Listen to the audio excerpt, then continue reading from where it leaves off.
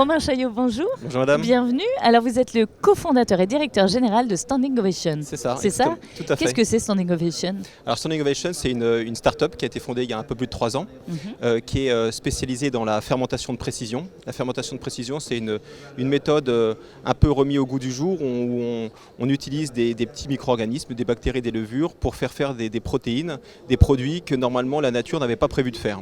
Nous, chez Standing Ovation, on fabrique la protéine phare du lait, la caséine.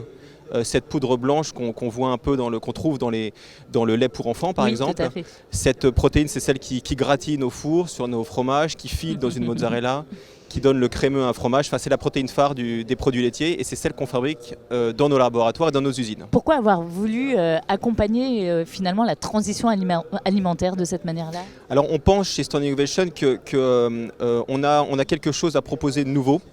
En s'appuyant sur l'agriculture française, mais oui. où, un peu comme la fermentation transforme le raisin en vin ou le blé en pain, nous on va transformer des coproduits de l'industrie agroalimentaire, des sucres, des huiles, dans des protéines à haute valeur ajoutée. Et donc on a quelque chose à proposer puisque ces processus-là sont extrêmement respectueux de l'environnement. Donc ça permet d'avoir les mêmes produits finis mais avec un impact environnemental qui a fondu. Quelles sont vos ambitions ? Alors nos ambitions, elles sont simples. À court terme, on veut proposer ces produits-là sur le marché. Dès l'année prochaine, nous serons commercialisés. Ce sont des protéines qui seront disponibles auprès des industriels, puisque nous travaillons en B2B. Dans un premier temps aux États-Unis, car là-bas, on a une appétence plus forte pour ces produits, et en plus la réglementation est plus accélérée. Et ensuite, 1 an plus tard, voire 2, donc 2025-2026, en Europe, pour aussi faire profiter aux Européens de cette technologie-là.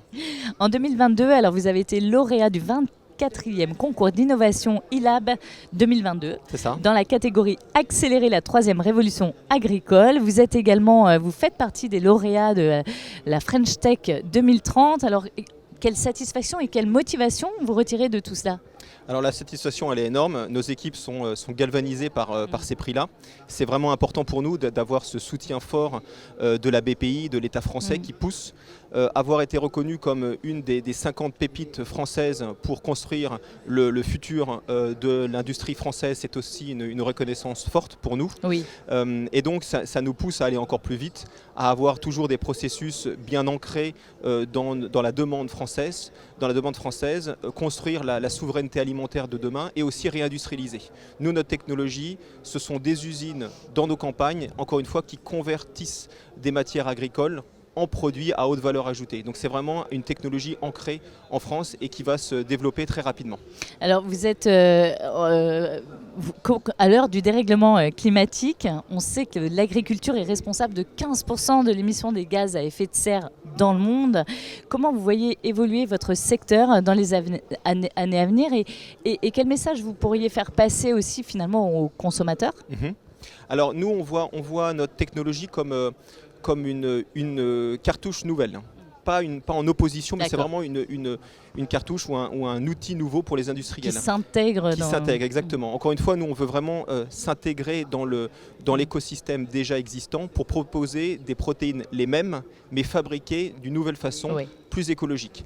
Et donc, c'est vraiment, aujourd'hui, on travaille déjà main dans la main avec des industriels. Nous avons signé l'année dernière un partenariat très stratégique avec le groupe Bell, qui génère la vache qui rit, les Babybel, tous les fromages que nous connaissons bien.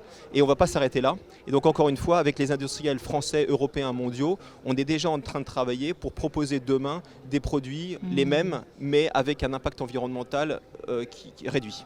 Merci beaucoup Romain Chaillot et excellente continuation à vous. Merci, bonne journée.